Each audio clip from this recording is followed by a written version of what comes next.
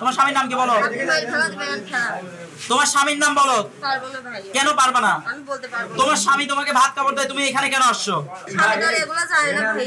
পাবনা টার্মিনালের সামনের মুন হোটেলে অভিযান চালিয়েছে বৈষম্য বিরোধী ছাত্র আন্দোলনের শিক্ষার্থীরা। এই সময় অভিযান চালিয়ে অসামাজিক কার্যকলাপে লিপ্ত থাকা অবস্থায় 4 নারীকে আটক করা হয়। তবে 2 পুরুষ খরিদ্দারকে সমন্বয়কদের থেকে ছিনিয়ে নিয়েছে স্থানীয় সন্ত্রাসীরা। 1.5 ঘন্টার নাটকীয়তার পর তাদেরকে পাবনা থানার পুলিশের কাছে স্থানান্তর করা হয়। সেখানে নারী কর্মীদের মধ্যে একজনের বয়স 14 বছর মাত্র। নারী কর্মীরা জানায়, সেখানে তারা সকালে আসে, সন্ধ্যা পর্যন্ত তারা কার্যকলাপ চালিয়ে আবার নিজ নিজ ঘরে ফিরে যায়। সেই সময় নারী কর্মী আরো বলে, তারা পেটের দায়ে এসব কাজ করে। তাদেরকে পুলিশ ছেড়ে দিলে আবার এই কাজই করতে হবে, কারণ তাদের সংসার চালাতে হবে। আরেকজন নারী কর্মী তার স্বামী থাকা সত্ত্বেও শ্বশুরবাড়ি থেকে অফিসের কথা বলে এসে এসব অশ্লীল কাজ করেন।